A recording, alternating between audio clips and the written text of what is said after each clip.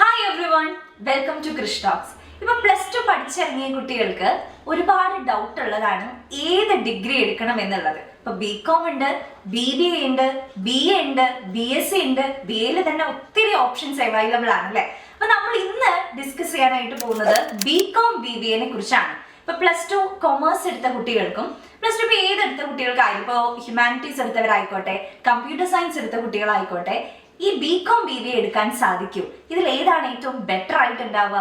ഇനിയിപ്പോ ജോലി സാധ്യതകൾ കൂടുതൽ ഏതിനാണ്, അതേപോലെ പഠിക്കാൻ എളുപ്പം ഏതാണ്, എന്നിങ്ങനെ ഒരുപാട് ക്വസ്റ്റ്യൻസ് ആണ് നമുക്ക് വന്നുകൊണ്ടിരിക്കുന്നത്. അപ്പൊ ഞാൻ വിചാരിച്ചു ഡീറ്റെയിൽ ആയിട്ട് ബികോം BBA കുറിച്ച് ഒരു വീഡിയോ ചെയ്യാമെന്ന്. അപ്പൊ നമ്മൾ ഈ ഒരു വീഡിയോയില് ഈ ഡൗട്ട്സ് എല്ലാം ക്ലിയർ ചെയ്യുന്നുണ്ട് കേട്ടോ. നമ്മുടെ വീഡിയോ ഫുൾ ആയിട്ട് നിങ്ങൾ കാണാൻ ശ്രമിക്കുക. നമ്മുടെ ചാനൽ ഇതുവരെ സബ്സ്ക്രൈബ് ചെയ്യാത്തവരുണ്ടെങ്കിൽ സബ്സ്ക്രൈബ് കൂടി ചെയ്തേക്കാം. നമുക്ക് ആദ്യം ബികോമിനെ കുറിച്ച് നോക്കാം. ബികോം എന്ന് പറയുന്നത് ബാച്ചിലർ ഓഫ് കൊമേഴ്സ് ആണ്.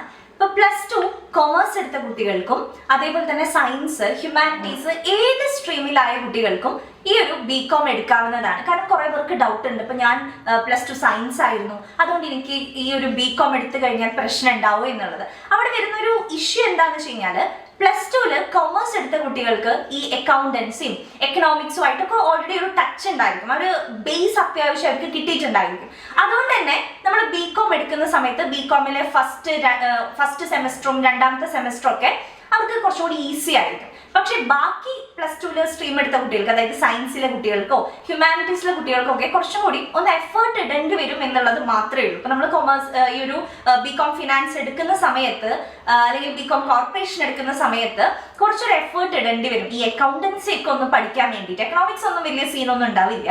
അപ്പൊ ആ ഒരു പ്രശ്നം മാത്രമേ ഉള്ളൂ. അപ്പൊ പ്ലസ് ടു ഏത് സ്ട്രീം എടുത്ത കുട്ടികൾക്കാണെങ്കിലും ഈ ഒരു ബികോമിലേക്ക് വരാവുന്നതാണ്. ഇപ്പൊ ചില കോളേജുകാർ പറയും ഇപ്പൊ പ്ലസ് ടു കൊമേഴ്സ് ആയ കുട്ടികൾക്കാണ് ഞങ്ങള് പ്രയോറിറ്റി കൊടുക്കുന്നത് എന്നുള്ളത് പറയും. അത്രേ ഉള്ളൂ. എന്നാലും മിക്കവാറും കോളേജുകളിൽ അങ്ങനെ ഒരു ഇഷ്യൂ ഉണ്ടാവില്ല. നമുക്ക് അത്യാവശ്യം പ്ലസ് ടുവിൽ സ്കോർ ഒക്കെ ഉണ്ടെങ്കിൽ ഈ ഒരു ബികോമിലേക്ക് വരാവുന്നതാണ്.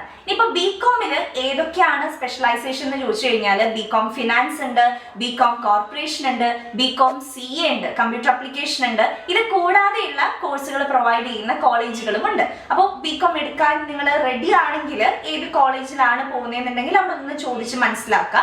നിങ്ങളുടെ എബിലിറ്റി അനുസരിച്ചുള്ള ഒരു കോഴ്സ് നിങ്ങൾ സെലക്ട് ചെയ്യാനായിട്ട് ശ്രമിക്കുക. ഇനി ബികോം പഠിക്കാനായിട്ട് ഈസി ആണോ ടഫ് ആണോ എന്ന് ചോദിച്ചു കഴിഞ്ഞാൽ നമ്മുടെ പഠിക്കാനുള്ള ഒരു ഇഷ്ടത്തിനനുസരിച്ചിരിക്കും ആ ഒരു കാര്യം. ഇപ്പൊ ഏത് കോഴ്സ് ആണെങ്കിലും ബുദ്ധിമുട്ടല്ല. നമ്മൾ ആ ഒരു പഠിക്കുന്ന രീതിയോ നമുക്ക് ആ ഒരു സബ്ജക്റ്റിനോടോ അല്ലെങ്കിൽ ആ ഒരു കോഴ്സിനോടുള്ള ഒരു ഇഷ്ടമാണ് നമുക്കത് പിന്നീട് പഠിക്കാനായിട്ട് എളുപ്പമാവുക. ഇഷ്ടത്തോടു കൂടി പഠിച്ചു കഴിഞ്ഞാൽ ഏതൊരു കോഴ്സും ഏതൊരു സബ്ജക്റ്റും നമുക്ക് ഈസി ആയിട്ട് തോന്നും. ഇപ്പൊ ബികോമില് അക്കൗണ്ടൻസി വരുന്നുണ്ട്. ഇപ്പൊ ഫസ്റ്റ് സെമസ്റ്ററിൽ ഒഴിച്ച് എല്ലാ സെമ്മിലും അക്കൗണ്ടൻസി വരുന്നുണ്ട്. ഇപ്പോ 4 ഇയർ ഡിഗ്രി ആയപ്പോ ഫസ്റ്റ് സെമ്മിലും അക്കൗണ്ടിങ് റിലേറ്റ് ചെയ്തിട്ടുള്ള സബ്ജക്ട്സ് വരുന്നുണ്ട് കേട്ടോ. 4 ഇയർ ഡിഗ്രിയിൽ ഇപ്പൊ നിങ്ങൾ ഡിസ്റ്റന്റ് ഒക്കെ ആയിട്ടാണ് നോക്കണെന്നുണ്ടെങ്കിൽ 3 ഇയർ ഡിഗ്രി വരുന്നുണ്ട്. അപ്പൊ അതിലും അക്കൗണ്ടൻസി നിർബന്ധമായിട്ടും വരും. ഫിനാൻഷ്യൽ അക്കൗണ്ടിങ്, കോസ്റ്റ് അക്കൗണ്ടിങ് എന്നൊക്കെ പറഞ്ഞ അക്കൗണ്ടൻസി വരുന്നുണ്ട്. അതേപോലെ തന്നെ നമുക്ക് എക്കണോമിക്സ് വരുന്നുണ്ട്. പിന്നെ ബിസിനസ് റിലേറ്റ് ചെയ്തിട്ടുള്ള ബിസിനസ് മാനേജ്മെന്റും അങ്ങനെയുള്ള HRM പോലെയുള്ള സബ്ജക്ട്സും നമുക്ക് ബികോമിൽ വരുന്നുണ്ട്.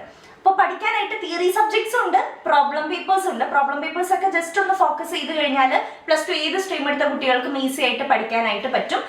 പ്ലസ് ടു കൊമേഴ്സ് ആയവർക്ക് കുറച്ചും കൂടി ഒന്നൊരു ബേസ് ഉണ്ടാവുന്നത് മാത്രം. ഇനിയിപ്പോ ബികോം എടുത്തു കഴിഞ്ഞാലുള്ള ജോലി സാധ്യതകൾ എന്ന് പറയുന്നത് നിങ്ങൾക്കിപ്പോ ഒരു ടാക്സ് റിലേറ്റ് ചെയ്തിട്ടുള്ള ഒരു ജോലിക്ക് കയറണം, ടാക്സ്, GST അല്ലെങ്കിൽ ഒരു അക്കൗണ്ടന്റ് ആയിട്ടുള്ള ഒരു ജോലിക്ക് കയറണം. ഇനിയിപ്പോ നമ്മുടെ പ്ലസ് ടു കഴിഞ്ഞിട്ടൊക്കെ അല്ലെങ്കിൽ ഡിഗ്രി കഴിഞ്ഞിട്ട് CA, CMA, ACCA പോലുള്ള കോഴ്സുകളിലേക്ക് പോകുമല്ലോ.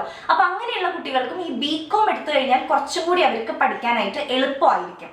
ഓക്കെ, അപ്പൊ ജോലി സാധ്യതകൾ ഇത്തരം ഫീൽഡിലോട്ട് ഒരു അക്കൗണ്ടന്റ് ആയിട്ട് അല്ലെങ്കിൽ കുറച്ച് കണക്ക് റിലേറ്റ് ചെയ്തിട്ടുള്ള ഏരിയകളിലേക്ക് നിങ്ങൾക്ക് പോകണമെന്നുണ്ടെങ്കിൽ ബികോം നല്ലൊരു ഓപ്ഷൻ തന്നെയായിരിക്കും. അടുത്തത് നമ്മൾ BBA ആണ് എക്സ്പ്ലെയിൻ ചെയ്യാനായിട്ട് പോകുന്നത്. ഈ ഒരു BBA എന്ന് പറയുന്ന കോഴ്സിന്റെ മാസ്റ്റേഴ്സ് ആണ് MBA. നിങ്ങൾ കേട്ടിട്ടുണ്ടായിരിക്കും. നമ്മൾ നേരത്തെ പറഞ്ഞ ബികോമിന്റെ PG എന്ന് പറയുന്നത് MCOM ആണ് കേട്ടോ. അപ്പൊ നമ്മളിപ്പോ ഇന്നത്തെ കാലത്ത് നല്ല രീതിക്ക് ഒരു ജോലിക്ക് കയറണമെന്നുണ്ടെങ്കിൽ PG മസ്റ്റ് ആയിട്ട് നോക്കുന്ന കമ്പനീസ് ഒക്കെ ഉണ്ട് കേട്ടോ. അപ്പോ നിങ്ങൾ ഏതൊരു ഡിഗ്രി ചെയ്യുമ്പോഴും അതിന്റെ കൂടെ PG ഒന്ന് ചെയ്തു പോകാനായിട്ട് ശ്രമിക്കുക. ഈ ഒരു MBAയുടെ ഒരു സ്പെഷ്യാലിറ്റി എന്താണെന്ന് വെച്ച് കഴിഞ്ഞാല് ബികോം ചെയ്ത കുട്ടികൾക്കും MBA വന്ന് എടുക്കാൻ സാധിക്കും. PG MBA എടുക്കാമെന്ന്. ബികോമിന്റെ കറക്റ്റ് PG ആയിട്ടുള്ള MCOM എടുക്കാതെ BBAയുടെ MBA എടുക്കാം എന്നുള്ളതാണ് ഇതിന്റെ ഒരു ഗുണം എന്ന് പറയുന്നത്. പക്ഷേ ഇപ്പൊ ഞാനൊക്കെ BCom ചെയ്തിട്ട് MBA ചെയ്ത ഒരാളാണ്. അപ്പൊ അതിന്റെ ഒരു ഗുണം എന്ന് പറയുന്നത് കുറച്ചും കൂടി സിമ്പിൾ ആയിരിക്കും. BCom എന്ന് പറയുമ്പോൾ അതിൽ കണക്ക്, അക്കൗണ്ടൻസി കാര്യങ്ങളൊക്കെ ആണല്ലോ. അപ്പൊ എനിക്ക് അക്കൗണ്ടൻസി കുറച്ച് ഇഷ്ടമില്ലാത്തത് കൊണ്ട് ഞാൻ എന്ത് ചെയ്തു, MBA ആണ് എടുത്തത്. MBAയിൽ കണക്ക് വരുന്നില്ലേ, കണക്കൊന്നും ഇല്ലാതിരിക്കുന്നുണ്ടോ എന്ന് ചോദിച്ചു കഴിഞ്ഞാൽ അങ്ങനെയല്ല. MBAയിലും നമുക്ക് പ്രോബ്ലം പേപ്പേഴ്സ് വരുന്നുണ്ട്, പക്ഷെ MCOMന്റെ അത്രയും വൈഡ് ആയിട്ടൊന്നും നമുക്ക് ഉണ്ടാവില്ല. അപ്പൊ MBAയിൽ കൂടുതലും തിയറി സബ്ജക്ട്സ് ആയിരിക്കും. ഇപ്പൊ നമുക്കൊരു MBAയിൽ തന്നെ സ്പെഷ്യലൈസേഷൻ നമുക്ക് അവൈലബിൾ ആണല്ലോ, HR ഒക്കെ എടുക്കാനായിട്ട് സാധിക്കും. അപ്പൊ ഞാൻ MBA വിത്ത് HR ആണ് എടുത്തിട്ടുണ്ടായിരുന്നത്, ഹ്യൂമൻ റിസോഴ്സ് ആണ് എടുത്തിട്ടുണ്ടായിരുന്നത്. അപ്പൊ നമ്മളൊരു അഡ്മിനിസ്ട്രേറ്റീവ് ലെവലുള്ള ഒരു ജോലി, ഒരു കമ്പനിയിലൊക്കെ ഒരു അഡ്മിനിസ്ട്രേറ്റീവ് ലെവൽ, ഒരു ബിസിനസ് ലെവൽ, അല്ലെങ്കിൽ ഒരു ബിസിനസ് സ്റ്റാർട്ട് ചെയ്യണം, അല്ലെങ്കിൽ നമ്മളൊരു ഓൺട്രപ്രണർ ആവണം, അങ്ങനെയൊക്കെ ഉണ്ടെങ്കിൽ BBA എടുക്കുന്നത് ഒരു ബെസ്റ്റ് ഓപ്ഷൻ ആയിരിക്കും. BBA BCom കമ്പയർ ചെയ്യുന്ന സമയത്ത് കുറച്ചും കൂടി ഈസി ആയിട്ടുണ്ടാവുക BBA ആണ്. അതുകൊണ്ട് തന്നെ PG ഈ പറഞ്ഞ പോലെ MBA തന്നെയാണ് കുറച്ചും കൂടി ഈസി ആയിട്ടുണ്ടാവുക. അത് മാത്രമല്ല, ഡിഗ്രി ഏതെടുത്ത കുട്ടികൾക്കും BCom, BBA, BA, BSc ഏതെടുത്ത കുട്ടികൾക്കും MBA എടുക്കാൻ കഴിയും എന്നുള്ളതാണ് ഇതിന്റെ ഒരു നല്ലൊരു സൈഡ് എന്ന് പറയുന്നത്. MBA പഠിക്കാനായിട്ട് കുറച്ചും കൂടി ഈസിയാണ്. നമുക്ക് എന്താ പറയാ, കാര്യങ്ങൾ മനസ്സിലാക്കി പഠിക്കാനായിട്ട് പറ്റുന്ന സബ്ജക്ട്സ് ആണ് MBAയിൽ അറേഞ്ച് ചെയ്തിട്ടുള്ളത്. അപ്പൊ ഒരു അഡ്മിനിസ്ട്രേറ്റീവ് ലെവൽ, അല്ലെങ്കിൽ സ്വന്തമായിട്ട് ഒരു ബിസിനസ് തുടങ്ങണം, അതിന്റെ ഒരു ബിസിനസ് ഏരിയ അല്ലെങ്കിൽ ബിസിനസ് ലെവലിൽ കാര്യങ്ങൾ ചിന്തിക്കുന്ന ഒരാളാണ്, അങ്ങനത്തെ അഡ്മിനിസ്ട്രേറ്റീവ് ലെവൽ ജോലികളാണ്, ഒരു HR മാനേജർ അങ്ങനെയുള്ള ജോലികളാണ് നിങ്ങൾക്ക് താല്പര്യം എന്നുണ്ടെങ്കിൽ തീർച്ചയായിട്ടും നിങ്ങൾ BBA സെലക്ട് ചെയ്ത് പിന്നെ PG ആയിട്ടുള്ള MBA ചെയ്തിട്ട് നിങ്ങൾക്ക് കണ്ടിന്യൂ ചെയ്യാവുന്നതാണ് കേട്ടോ. ഇപ്പൊ രണ്ടിനും ജോബ് ഓപ്പർച്യൂണിറ്റീസ് ഒക്കെ വൈഡ് തന്നെയാണ്. പുറത്തേക്ക് പോകാനായാലും, ഇപ്പൊ നമ്മുടെ ഇന്ത്യയിൽ തന്നെ ജോലി ചെയ്യാനായാലും, ഇതിനുശേഷം ഇപ്പൊ നിങ്ങൾ CA, CMA, ACCA പോലുള്ള കോഴ്സുകൾ ചെയ്യാനായാലും BCom ആയാലും BBA ആണെങ്കിലും ബെസ്റ്റ് ആയിട്ടുള്ള ഓപ്ഷൻ തന്നെയാണ്. ഇപ്പൊ നിങ്ങളുടെ ഇഷ്ടം അനുസരിച്ച് നിങ്ങൾക്ക് ഇത് സെലക്ട് ചെയ്യാം. അപ്പൊ BComലാണെങ്കിൽ കുറച്ചും കൂടി പ്രോബ്ലം പേപ്പേഴ്സ് വരും, QT അല്ലെങ്കിൽ ടാക്സ് റിലേറ്റ് ചെയ്തിട്ടുള്ള സബ്ജക്ട്സ്, അക്കൗണ്ടിങ് റിലേറ്റ് ചെയ്തിട്ടുള്ള സബ്ജക്ട്സ് വരും, തിയറി പേപ്പേഴ്സും ഉണ്ട് അതിൽ. ദെൻ BBA എടുക്കുന്ന കുട്ടികൾക്ക് കുറച്ചും കൂടി തിയറി ആയിരിക്കും ഫോക്കസ് ചെയ്യുന്നുണ്ടായിരിക്കുക, അതിലും പ്രോബ്ലം പേപ്പേഴ്സ് വരുന്നുണ്ട്. ദെൻ അതിന്റെ PG ആയിട്ട് നിങ്ങൾക്ക് BComന്റെ PG ആയിട്ട് MCom എടുക്കാം. MCom വേണ്ട, ഞാൻ BCom ചെയ്തിട്ട് MBA മതി എന്നുണ്ടെങ്കിൽ അങ്ങനെയായാലും നിങ്ങൾക്ക് എടുക്കാനായിട്ട് സാധിക്കും. ഇത്രയും കാര്യങ്ങളാണ് BCom BBA കുറിച്ച് പറയാനുള്ളത്. അപ്പം +2 കഴിഞ്ഞിട്ടുള്ള ഒരു കുട്ടിയാണ് നിങ്ങളെന്നുണ്ടെങ്കിൽ നിങ്ങളുടെ കഴിവനുസരിച്ച്, അല്ലെങ്കിൽ നിങ്ങൾക്ക് ഇത് പഠിക്കാൻ പറ്റും, എനിക്ക് അക്കൗണ്ടിങ് ഇഷ്ടമാണ്, എനിക്കിങ്ങനെ വർക്ക്ഔട്ട് ചെയ്യാനൊക്കെ ഇഷ്ടമാണ്, അങ്ങനത്തെ ജോലികളാണ് എനിക്ക് താല്പര്യം എന്നുണ്ടെങ്കിൽ നിങ്ങൾ BCom എടുക്കുക, അതിനുശേഷം MCom ചെയ്യുക. അതല്ല എന്നുണ്ടെങ്കിൽ നിങ്ങൾ BBA എടുക്കുക, അതിനുശേഷം MBA ചെയ്യാനായിട്ട് ശ്രമിക്കുക.